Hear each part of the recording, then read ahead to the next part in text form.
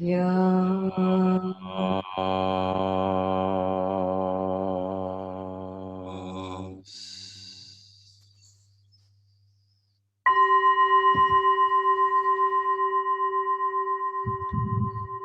Right, it's always good to start with a yas.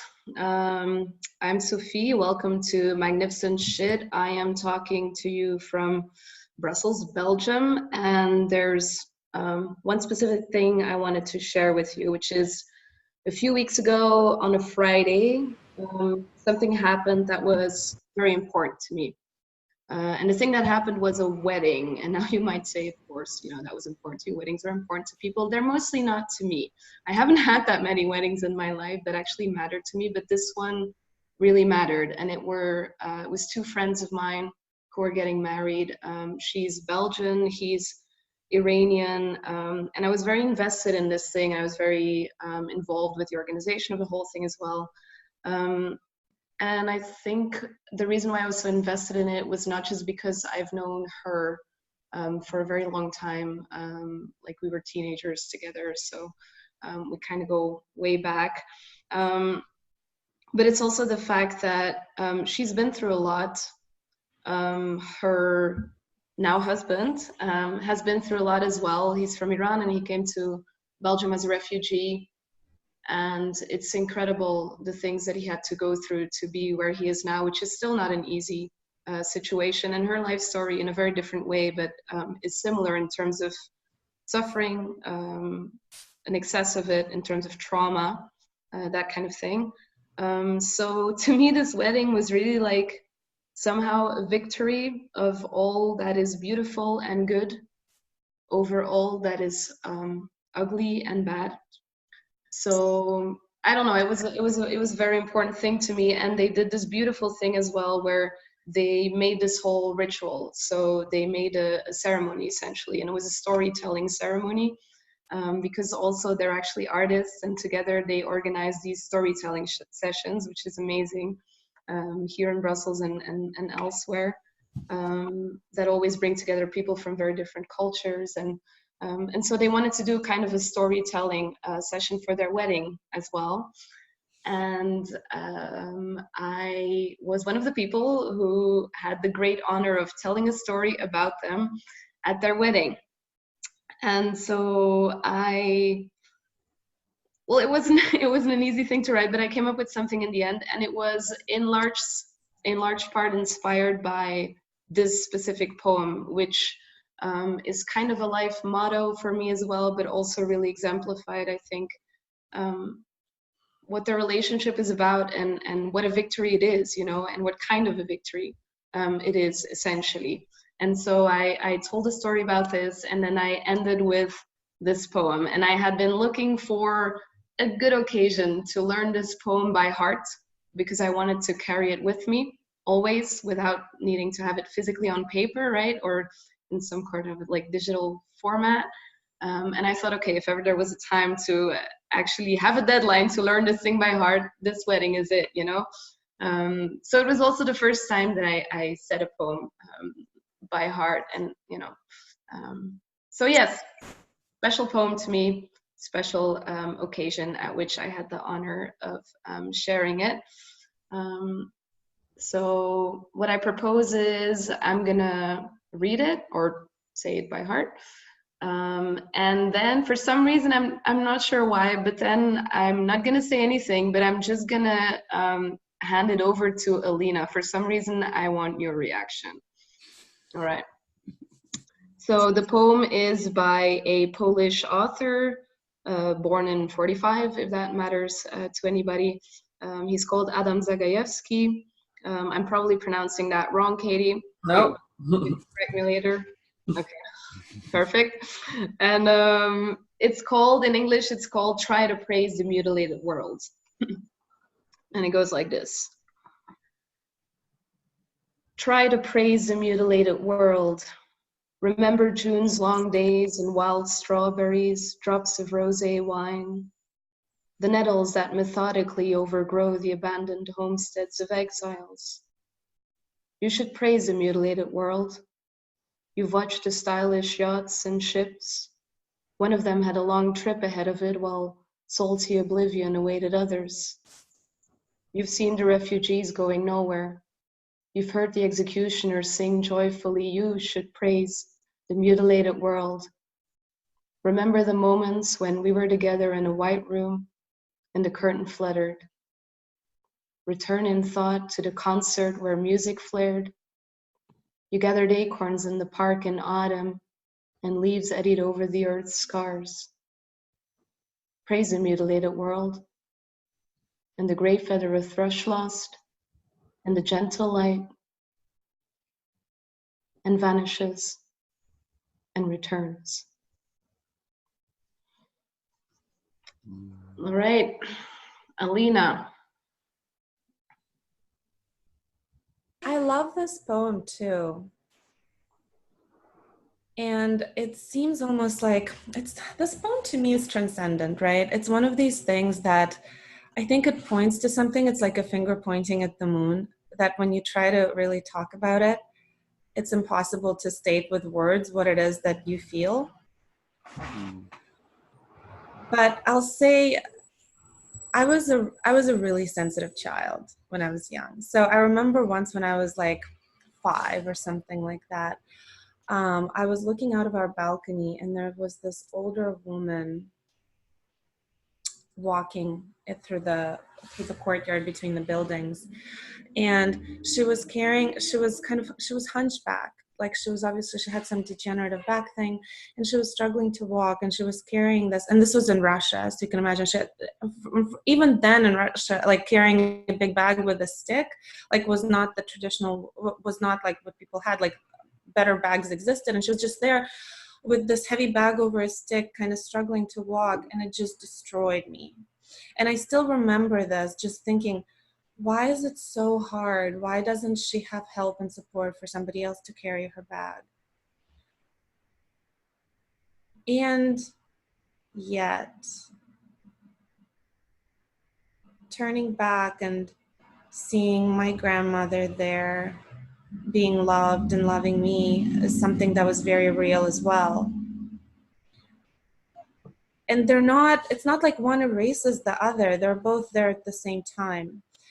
And holding both has been really hard for me at the same time. Holding both and not letting the pain overwhelm the good, or letting the good close me off to feeling and letting the pain be there. Like see no evil, hear no evil type of thing has been probably like, that's been the focus of maybe my spiritual practice too, just to figure out being in the world, because we're all connected. And I'll just read this one thing from Ram Dass, who's a spiritual teacher I love a lot, from his Instagram post today. So he's got this team that posts different things that he's said over the years, because he's 89 now and has aphasia, and but sometimes the quotes are really serendipitous, and I think that happened today. He said, "You and I are in training to be free. We're in training to be present, so spacious, so embracing. We're in training to not look away, deny, or close our hearts when we can't bear something. The statement, 'I can't bear it,' is what burns you out in social action. When you're in the presence of suffering and contracting, it's the contraction that starves you to death. When you close your heart down to protect yourself from suffering, you also close yourself off from being fed by that same life situation. If you can stay open to both the suffering and the joys and the stuff of life, all of it, then it's like a living spirit.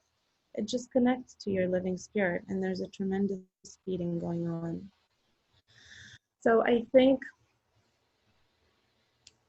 let's praise the mutilated world, but also love as many people as we can whenever we get a chance.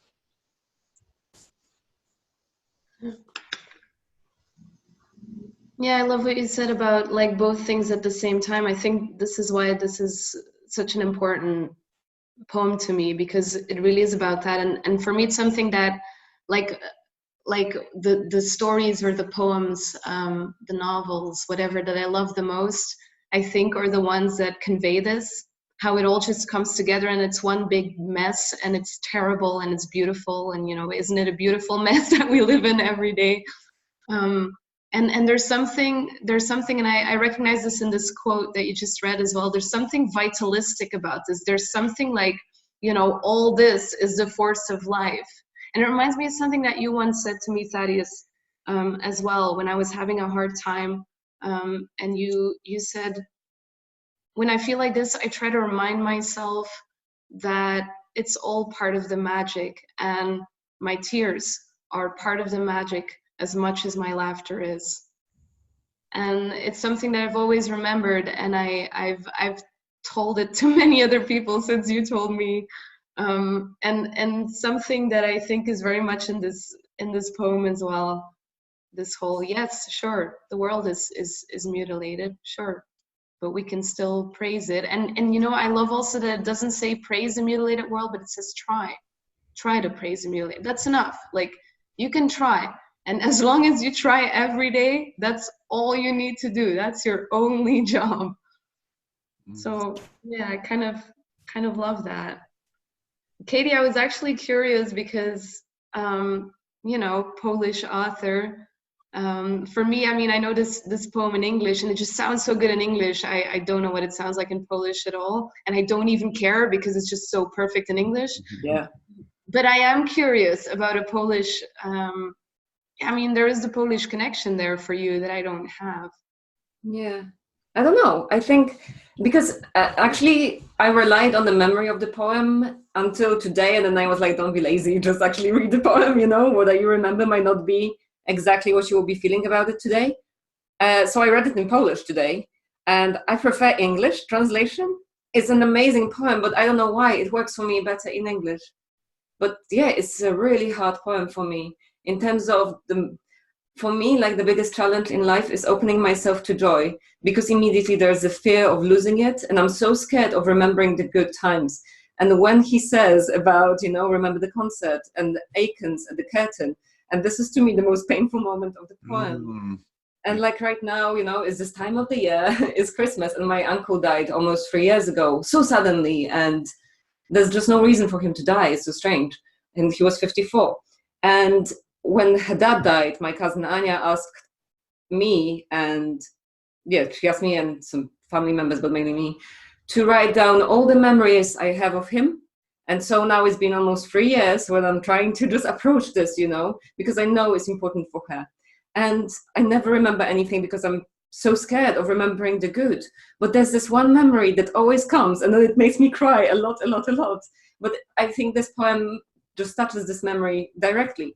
And this, Anya and I, we lived very close when we were growing up, and we were teenagers, and her dad listened to a lot of music that first we always rejected, like Nick Cave, and now we just like the cult of Nick Cave. He knew, you know. Because of the Clash, we were just like, what is the Clash? And then suddenly we were just like, oh my god. And he always like laughed about us and mocked us about it. It was great.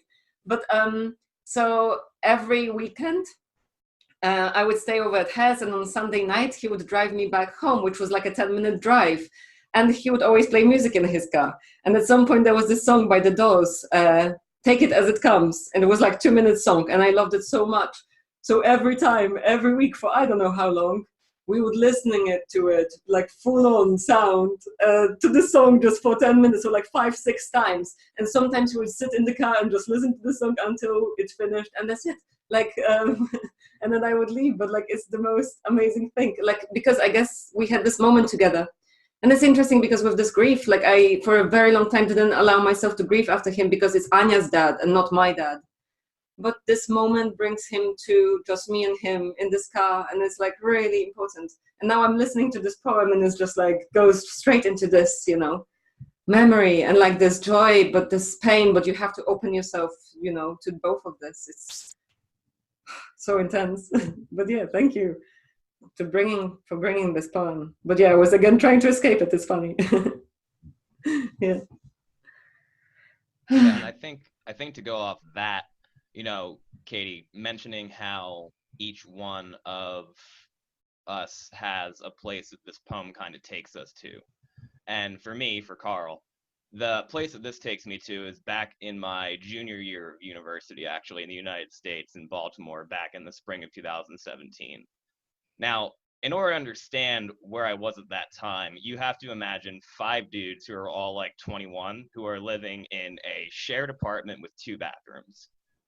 One of them is a bathroom that is a bathroom, and the other one was called the weed bathroom for a reason that I'm going to leave to the imagination. It's because there were a lot of plants growing through the floor or something like that. It was totally used for all legal regulatory purposes. So there's the weed bathroom and the regular bathroom. Did the weed bathroom ever get abbreviated to anything else, or was it always called the weed bathroom? It was the weed bathroom. There was really we were no WB, no abbreviation. There's no like WB. All right. Yeah, no. Yeah, I'm gonna go take a quick shower in the WB was not a lingo that we employed.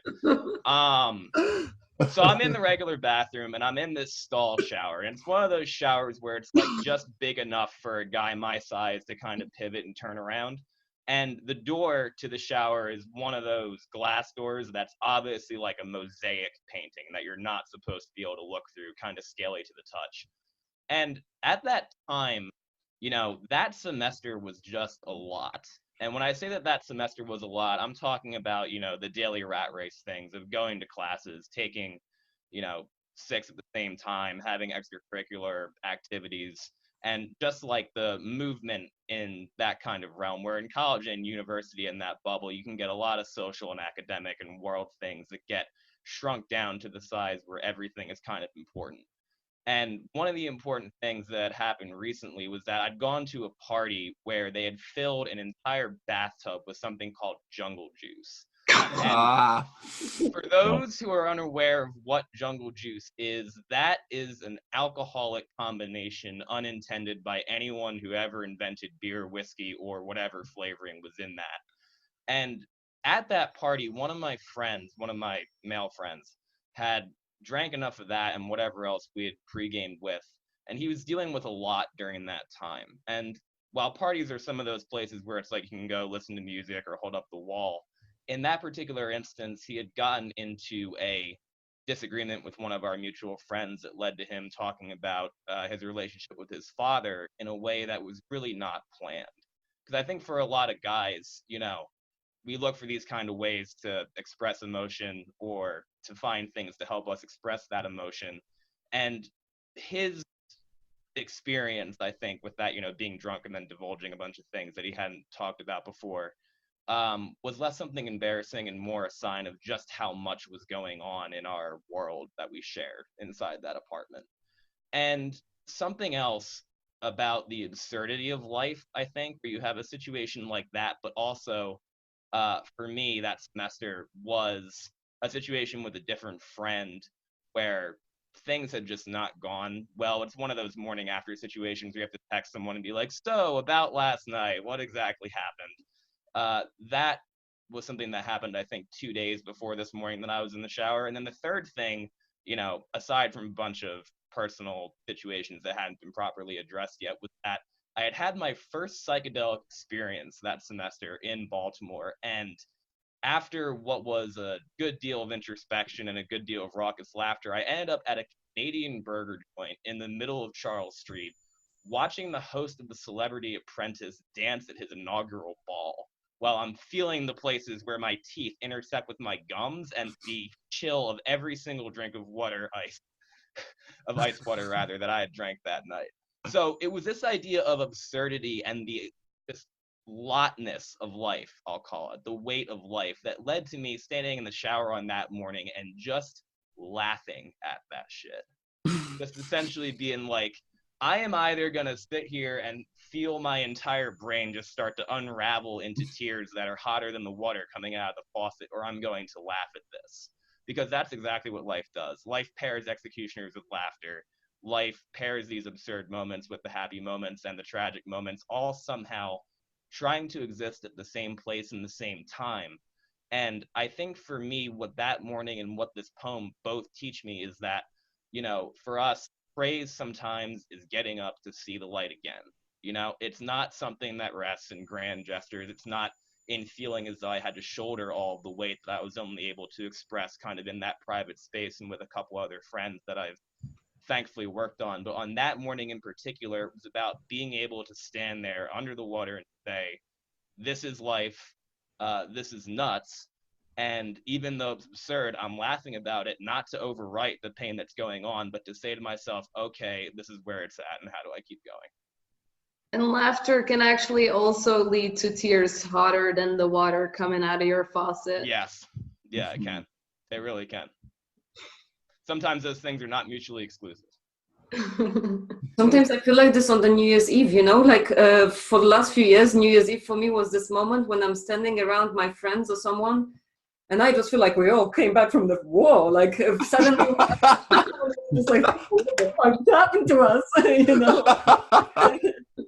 But yeah, but then the fireworks as well. It's just like fireworks, and just like, what the fuck?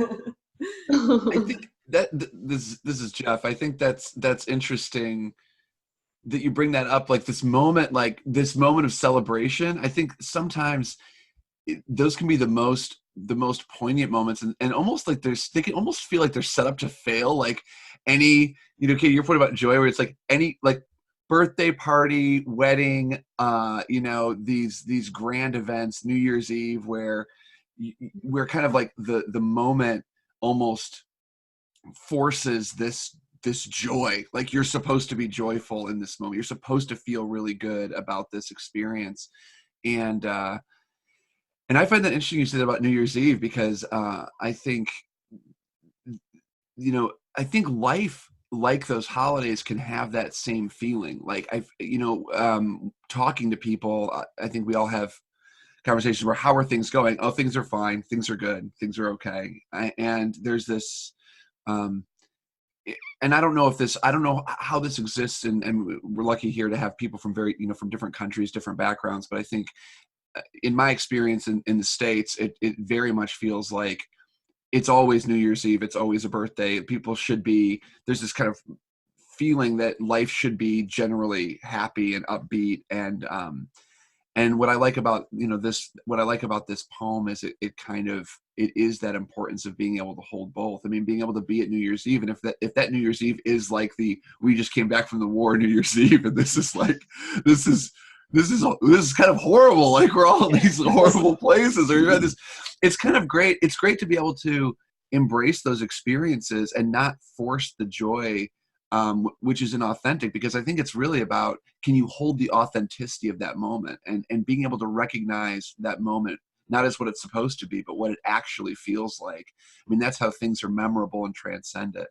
And I think that this poem for me, I really like how even the moment of joy is this muted moment. I mean, I find it really incredibly powerful, just that the room with the curtain fluttering, because it's not a moment that is kind of in the trophy case if you should think this is an amazing moment, but it's still amazing. It doesn't matter how subtle it is.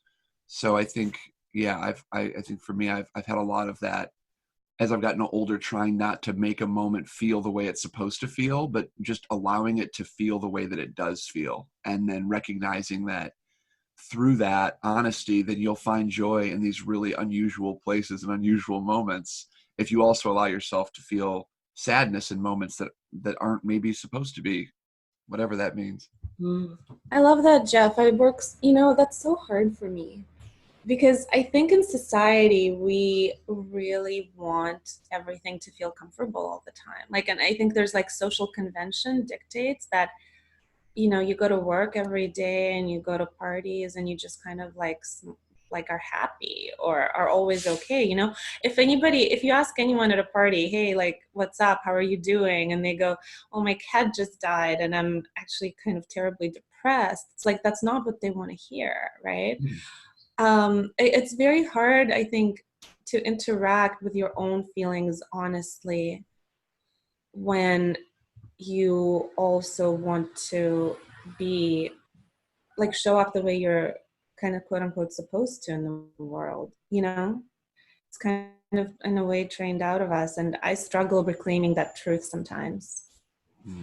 You struggle, but actually, what Jeff just said made me think of another piece of advice that I got from one of you guys, and it's from you specifically, Anlina, and it's about this specifically, and it was about pain and letting it in, essentially. And it's something that I still carry with me now as well, where you said I try to just let in the pain, try to let in the pain and sit with it like a friend.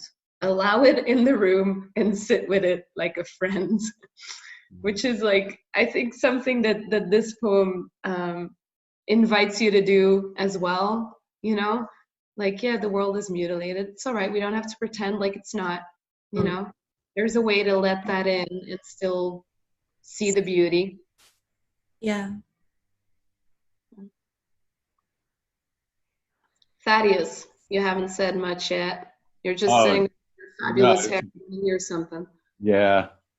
It's just it's bringing up the poem brought up so many things that it's hard to like narrow it down to a few. But I'll give it a shot.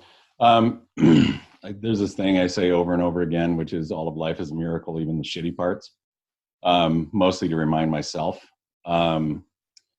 So the one thing that came up to me for me during the reading of the poem is I thought about me saying that and my father's life and my mother-in-law's life. My father and my mother-in-law lived through war. And so I often wonder if it's simply because my privilege of having not lived through the kind of horrors that my parents had, that I'm able to say that. But then I think about their separate experiences. Like, for instance, my father was in the Korean War and he was on shore bombardment and harassment for the Navy.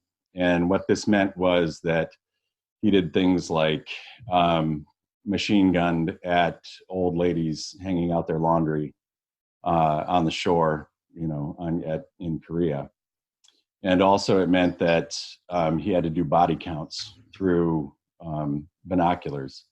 And he described body parts coming up through the waves and so on, and having to figure out how many people that was. And then my mother-in-law, who lived through the Japanese occupation of the Philippines, and she was, when she was in elementary school, her teacher was stomped to death by soldiers in front of her. And then when she was a teenager, she was shot by a soldier. And obviously she made it out of there and made it to the United States and raised 5 kids. And my mother-in-law was one of the brightest, most loving, most positive people I had ever met. And the stories that she had to tell, and I've only told a couple of them, would make your hair stand on end. And I would go with her to picnics. She was extremely Catholic. And we would go to these picnics for the church, and she would find people in this parish. They're from all different backgrounds, and she spoke, I think, like 5 languages. And so she would find people who spoke the same language, and she would introduce them to each other.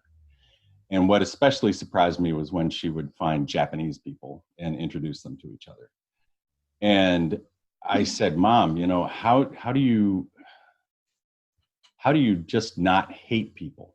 You know, how are you not just an outrageous racist? And her only answer was, it's not my job. That was it. She said, it's up to me to love, up to God to judge. That's the end of the story. And I thought that was incredibly, like, crystal clear, perfect. You don't have to complicate it more than that. And that's how she lived. She honestly lived by that rule. And then my dad, he didn't talk an awful lot about the war until, you know, late in life and when he was descending into dementia.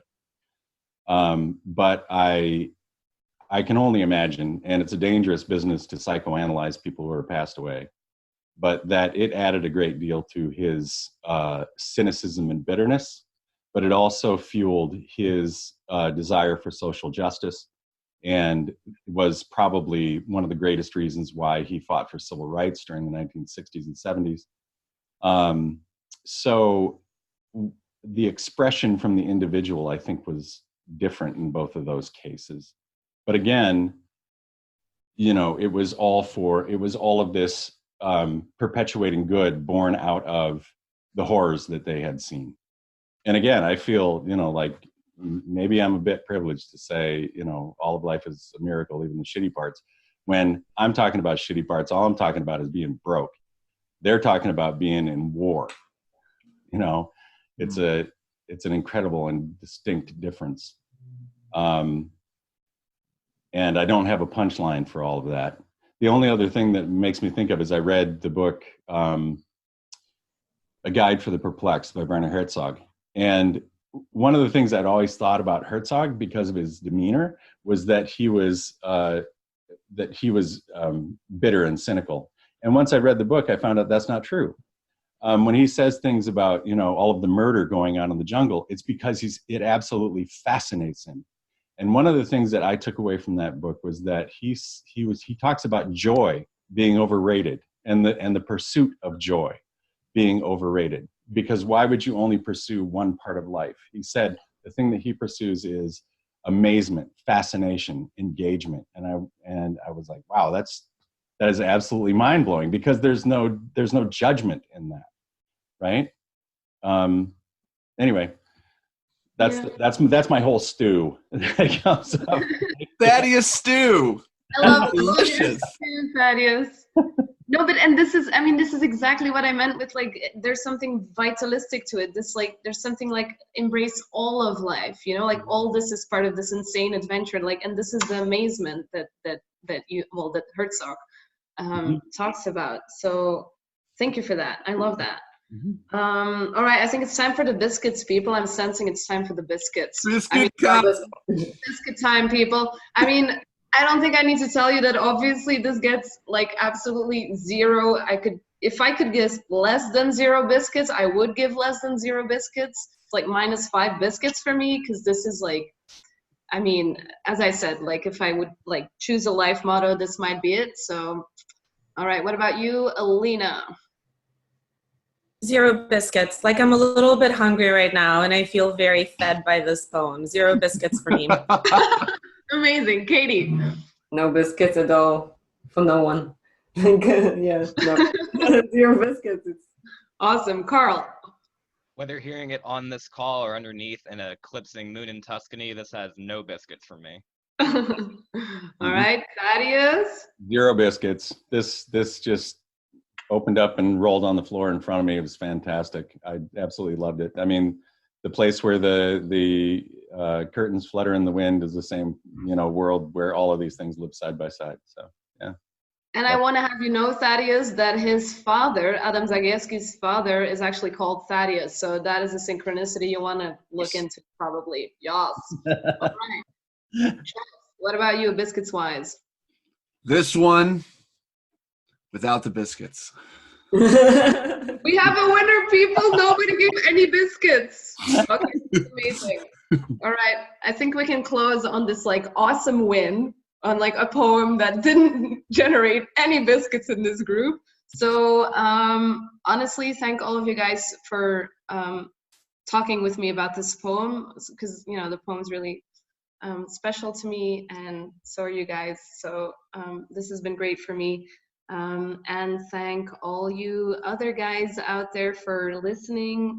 This was magnificent shit, and there is more where that came from. And let's end with a yas.